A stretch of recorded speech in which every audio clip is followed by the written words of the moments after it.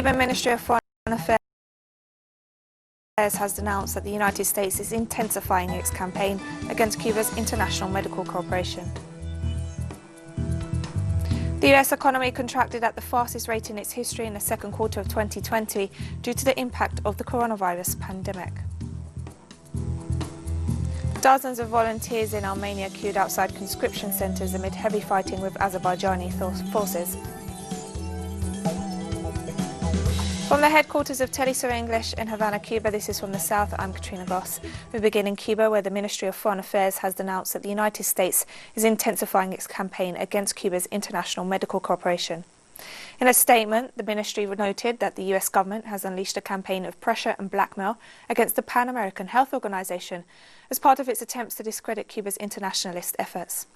The statement adds that the Cuban people and the international community are aware of the dishonest campaign of the US government launched in 2019, which seeks to exert pressure on the governments that have asked for Cuban collaboration and deprive their populations of these health services. The Ministry of Foreign Affairs reiterated Cuba's firm commitment to the development and sustainability of its health system for the benefit of the Cuban people and the ongoing cooperation with the peoples of the world. Venezuelan President Nicolas Maduro presented a bill to overcome the consequences of the United States blockade against the country to the National Constituent Assembly this Wednesday. Maduro also denounced the US attempt to impose its agenda in the continent by seeking support to attack and overthrow the legitimate government of Venezuela. Present to the country and our people a proposal for the historical moment in Venezuela, seriously threatened by imperial powers and victim of a criminal blockade. Today I come to request the constituent power to debate and approve a constitutional law that will provide the Venezuelan state with the institutional, legal and the managed tools and controls at its borders, working with the foreign ministries of neighbouring countries to coordinate these efforts and offer cooperation to help dismantle human trafficking gangs. Local healthcare authorities also stress that the mass entrance of migrants could provoke the collapse of quarantine facilities as the numbers enter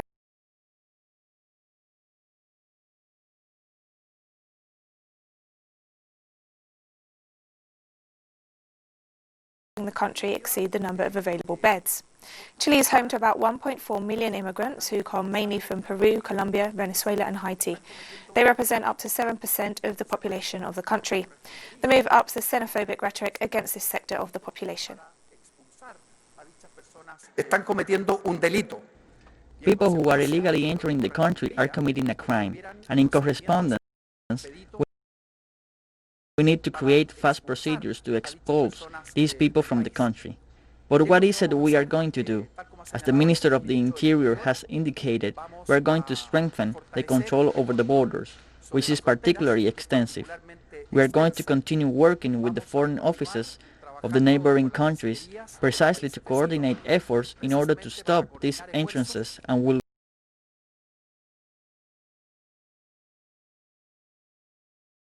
also coordinate the efforts to fight those gangs and groups of people which are operating as people's traffickers. Mexico's Foreign Secretary Marcelo Ebrard announced that his country would be able to guarantee 51.6 million COVID-19 vaccines through the COVAX global initiative. According to the official, the COVAX mechanism will allow over 20% of Mexico's population to access a COVID-19 vaccine. In addition to Mexican participation in this global initiative, supported by the World Health Organization, there are 19 local projects in this field supported by the government, with 7 of them to receive funding from the Mexican Agency for International Development Cooperation. Moreover, 7 international vaccines will start the third phase of clinical trials in the country from October. The WHO recently announced that 156 countries had joined the COVAX facility initiative, through which it hopes to distribute 2 billion doses of a COVID-19 vaccine by 2021 and cover 64% of the global population.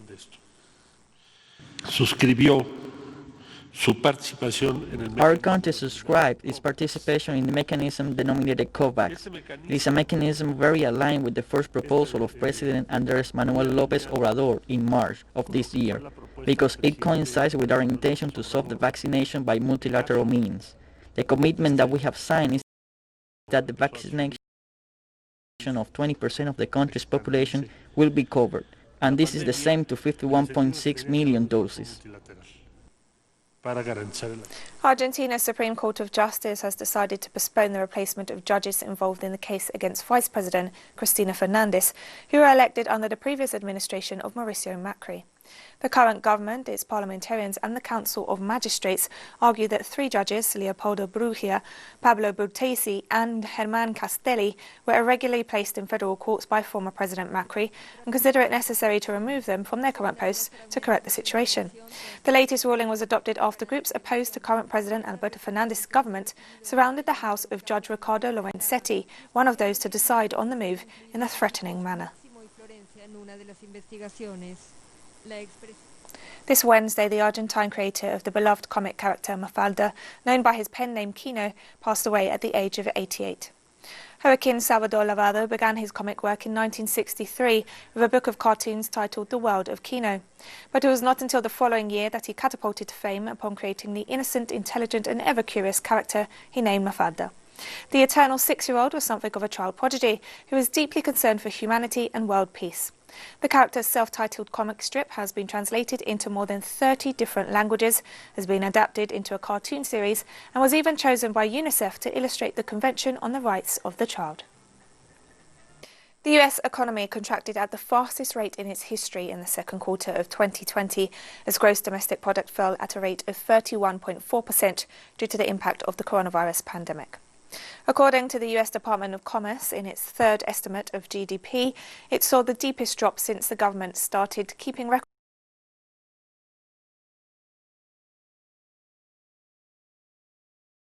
in 1947. The figure was slightly smaller than that reported in the second estimate in late August of 31.7%. The latest figure far outstrips the 10% fall in GDP recorded during the first quarter of 1958 and surpasses that of the financial crisis of 2008, which at its peak registered a fall of 8.4% in the fourth quarter. According to the Commerce Department, the record economic contraction has been caused by business closures stemming from the coronavirus pandemic. According to much of the media response following the event of Tuesday night, President Donald Trump and his challenger Joe Biden did not hold a debate, but rather a shouting match filled with personal attacks, interruptions, lies asserted as facts, and emotional manipulation. The 98 televised minutes on Tuesday evening in Cleveland, Ohio, the first of 3 debates before the November vote, could not be described as civilized. Biden addressed Trump only when he wanted to insult him, but otherwise recited prepared talking points or talked to the camera to talk to the audience directly. Then there was Trump, frequently interrupting both Biden and the moderator, rather than waiting for his turn to speak.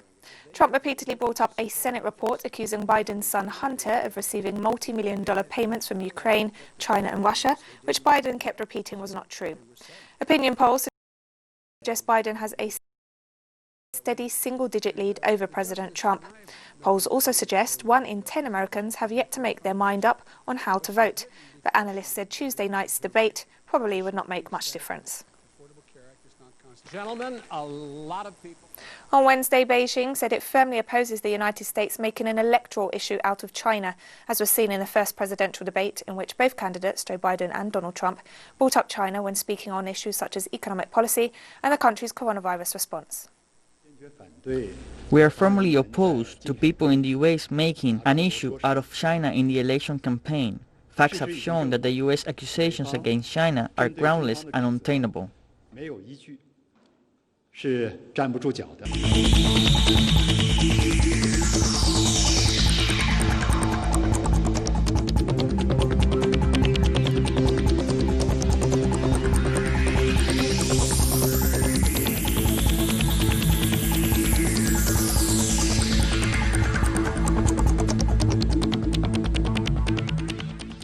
Spanish health authorities have noted that the COVID-19 situation in Madrid is complex and worrying after 4,810 new coronavirus cases were reported on Wednesday. Meanwhile, the Spanish government announced it had reached an agreement to impose a partial lockdown on the entire city. When one goes to the doctor, one expects to be told the truth.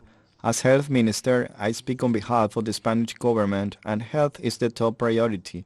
And, well, the situation in Madrid is complex and worrying.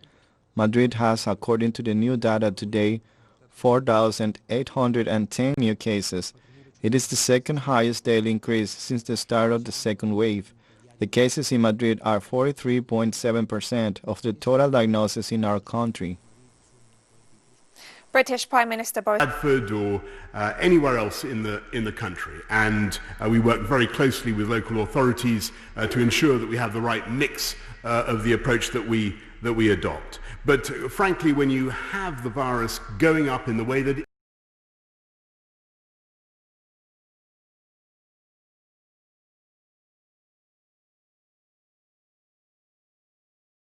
it is now in some parts of the country, you have to take strong local action. I think one important difference between the way the virus is behaving this time and in the spring is it does appear at the moment as though the illness is more localized. That's why you need direct local action of the kind that we're taking in addition to the strong national measures that we announced last week and which he supported, and whose effect we hope to see in the coming days and weeks. One of the major problems, as we've seen in the last 24 hours, is widespread confusion about the local restrictions. And I don't just mean the Prime Minister not knowing his own rules. Having sat opposite the Prime Minister at PMQs every week, that didn't come as a surprise to me.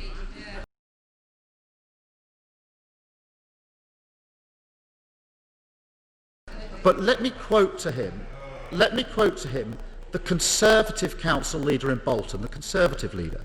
He said this about the government's handling of restrictions: it's breeding resentment.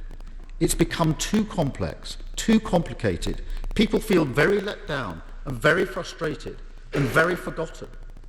Mr. Speaker, if the Prime Minister doesn't understand the rules and his own council leaders are complaining about mixed messages, how does the Prime Minister expect the rest of the country to understand and follow the rules? The death toll from the novel coronavirus in Belgium has reached 10,000, the country's COVID-19 crisis centre announced on Wednesday. Authorities have imposed several restrictions, including early closing of bars and restaurants in the capital, Brussels, after it recorded a surge in new cases. Since the start of the pandemic, more than 117,000 COVID-19 cases have been recorded in Belgium, a country of 11.5 million residents. This Wednesday, the Secretary-General of the United Nations stressed that humanity is waging war on nature during the summit on biodiversity. Humanity is waging war on nature, and we need to rebuild our relationship with it. More than 60% of the world's coral reefs are endangered due to overfishing, destructive practices, and climate change. Wildlife populations are plummeting because of overconsumption, population growth, and intensive agriculture.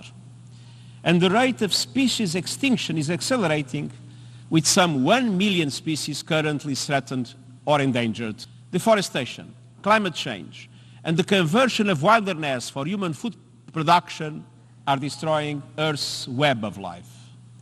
And we are part of that fragile web. And we need it to be healthy so we and future generations may thrive. Nature-based solutions must be embedded in COVID-19 recovery and wider development plans. Preserving the world's biodiversity can yield the jobs and economic growth that we urgently need today.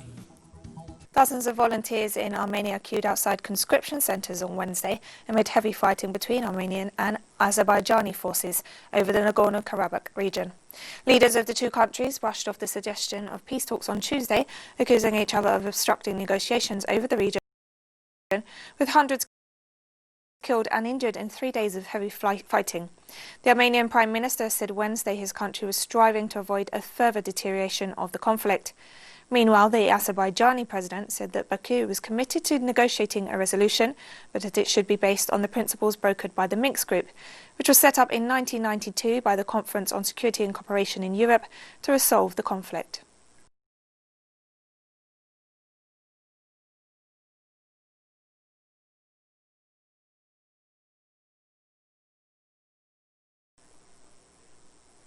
Our aim is to avoid deteriorating the situation. Our aim is to improve it. We have been acting and will be acting in this direction to restore peace and stability. For the last 2 years, both I and other authorities at different levels have said multiple times that we are committed to the principles of settling the conflict that have been developed through the years. 10 military convoys of the Turkish army have entered the northern Syrian province of Idlib since September 18th, according to local activists. According to reports, about 200 tanks, military and armoured vehicles and trucks carrying logistics material entered Syrian territory through the illegal crossing of Kafir Lusin. The convoys travelled to the 68 military points and observation posts of the Turkish troops deployed in the Idlib demilitarised zone. Over 12,000 Turkish soldiers have been deployed in Idlib since February. The Turkish military presence in parts of Syria has been described as an occupation by the Syrian government.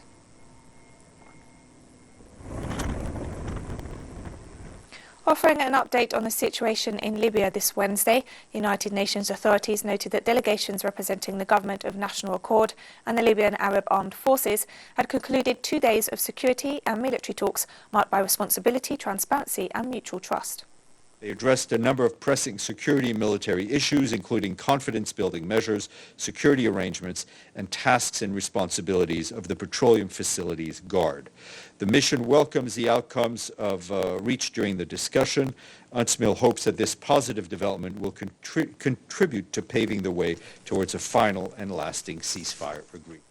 Speaking at a press conference on Wednesday, the Iraqi Foreign Minister called on the United States government to reconsider its decision regarding the potential closure of the US embassy in Baghdad. The US State Department has claimed that rockets being launched by Iran-backed groups represent a danger to the diplomatic compound and the surrounding area. Also a message to the extremist groups.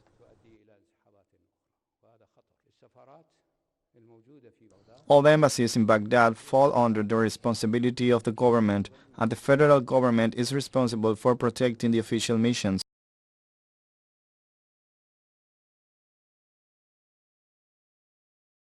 Any attack on any official mission means an attack on the federal government. That is why we say that these attacks are attacks on the Iraqi government, attacks on the Iraqi people, so they are not acceptable under any slogan pretext. The gang rape and death of a woman from the lowest rung of India's caste system sparked outrage across the country on Wednesday, with several politicians and activists demanding justice and protesters rallying on the streets. The 19-year-old was the latest victim of widespread sexual violence against women in India.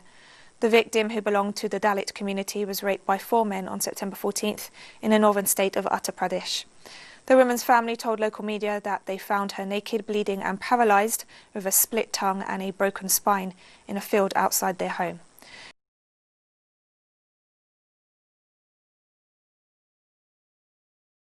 She died 2 weeks later on Tuesday after battling serious injuries at a hospital in New Delhi. The police said the 4 men, all from an upper caste, had been arrested. Dalits, formerly known as untouchables and at the bottom of an unforgiving caste hierarchy in India, are victims of thousands of attacks each year. According to human rights organisations, Dalit women are particularly vulnerable to caste-based discrimination and sexual violence. Jordanian health authorities reported the highest ever daily increase in COVID-19 cases this Wednesday at 1,776, while urging the population to observe the restrictions put in place to curb the spread of the virus.